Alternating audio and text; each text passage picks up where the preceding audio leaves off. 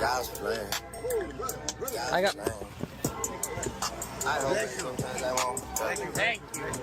I only have one. He was here first. Do you think homeless people choose to be homeless? Because in the TV show Squid Game, the writers perfectly encapsulate their flawed way of thinking, and it's that people have a choice in life, and many of them would rather choose the lottery ticket, gamble their life away over food, over money. But actually, that is not what the scene is about, and there's a lot of misinterpretation inspiring many TikTok pranksters to recreate the same concept. That homeless guy is a fucking loser and deserves to be there. They're being used as tools for money, views, entertainment, and the Asian guy in the TV show does the exact same thing. It's for their own personal gain, and both parties do not care about the homeless. The same thing applies to millionaires, billionaires. And after watching this video, you'll understand why people justify underpaying their employees, because just like the TikTok pranksters, they're the people, the homeless people, choosing to get paid that much. They're choosing the alcohol over actual food. But first, let's analyze what's actually going on. Go! Yo, thank you, Rainbat. Thank you, Rainbat. Thank you, Rainbat. Do you want to know how much these people are getting paid to make these videos? I do social media, so I have a stronger understanding of what it's worth, and it's around a few $1,000s a month. It can easily range from $5,000 all the way to $30,000 in a month just to make these exploitation homeless people that are being sponsored by gambling companies. They don't give a shit about any of you guys. They make easily 6 figures a year, and the entire purpose of the content is not meant to be entertainment, but to remove the guilt from our conscience, because we could help these homeless people, but we don't want to. And it's much better to tell ourselves that they're choosing this lifestyle. And I get it, this is a big stretch, but the video doesn't have any words. It's all up to your interpretation. And how do people interpret it? Look at the comments. The homeless people are so stupid. Why are they not getting the food? They're getting the alcohol? Oh my God. Secondly, it doesn't matter if someone does choose the food, because that is not the highlight. There are people who do choose the food, and it's completely sidelined because these videos are meant to make us believe that homeless people are trash, that they deserve to be where they are in their position, and such negativity will always go viral. It's a way to soothe our guilty consciousness. There are people that are indebted to others, and if you live in a life of luxury, fundamentally, you are a bad person. If you decide to buy that cup of coffee, you are morally a bad person, because that money spent on Starbucks could have been donated to the homeless, to the African children that are starving.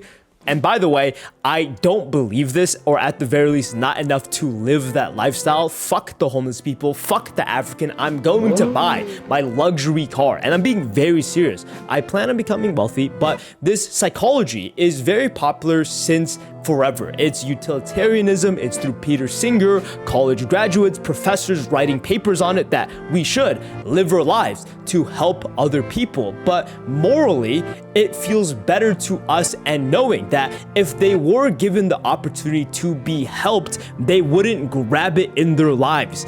And guess who thinks the exact same way?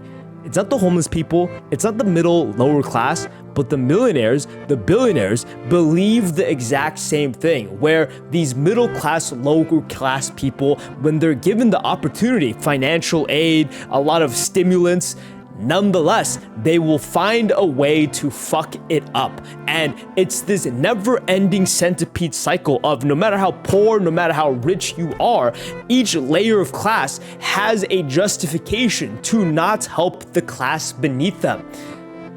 Did that make sense? Well, you can see this more in YouTube videos where there are a bunch of middle class, even minimum wage workers, and their videos are talking about how they're 30 years old, their life is completely over, they hate the giant companies because they don't fucking pay me enough. Hey everyone, just wanted to say don't wait too long to follow your dreams. working 12 hours a day for pennies while the owners and investors of the company make millions off your work. It's a miserable existence. And when you spend a few years in the career that you hate, it's hard to get out of it because it's the only thing you know. When you're young, try things. You've got time. That's it. Does this guy have a chance to turn his life around, or is it completely over like how he believes it? Well, he will never change unless he changes his mindset. And the same thing applies to the homeless people. They will never change unless they change their mindset. There are other videos from other creators where they don't even get paid by gambling companies. They just run around playing around with the homeless people because it gives them views and likes. Zero money. You're just doing this for the fucking sick sake of entertainment. They are. And they do the exact same recreation in Squid Game, where it's a lottery ticket or a piece of food. And these homeless people are asked to explain their decision, their justification. I'm not going to let you hear it because it's dumb, stupid rambling. But the main idea is I'd rather take the risk because I'm not really hungry, and I'd rather have the large opportunity for something to actually change me, because that piece of food isn't going to change me. This lottery ticket, if I lose, is not going to change me, but it might. And it doesn't matter how low the chance is, it has the chance to change my life. What made you choose to take it? When I change that, I don't want to get luck because I was spraying spot and I have a good one this year again. And funny enough, I don't disagree. There are many studies where risk-taking yields a better success outcome, and people assume that if you continually take a risk in life, at some point, just like gambling, you will lose it all. But there's this misconception. The lesson only applies to casinos. You don't gamble where the odds are stacked against you. But if it makes sense to stop being a pussy little bitch and blaming everyone else but yourself, then you probably should not work at that miserable minimum wage job and instead maybe develop a skill. But the problem is there is no accountability. These homeless people, the TV show, the TikToks, every single person involved, including the millionaires and billionaires, have this sick justification that everyone else is the one at fault and I hold no responsibility. I remember back in high school, the teachers would say, life isn't fair, but they're the people in the position of power. Why don't you choose to make it fair?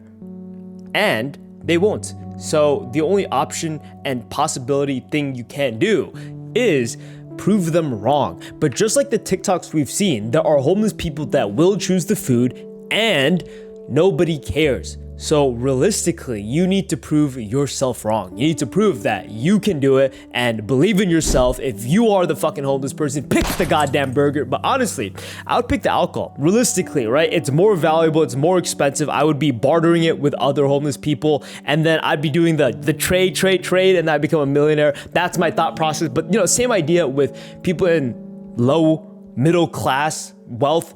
It's something that doesn't make sense to blame the rich. Oh, I hate the rich. They should just pay me more. Nobody likes this lesson or story, but you have control. Or at the very least, you have control in how you react to your environment and the events that go on in your life. I recommend watching my Kai Cenat video. This is crazy, but it's not a Kai Cenat video. If you catch my drift. All right, check out the Patreon. Goodbye, like, subscribe to the video.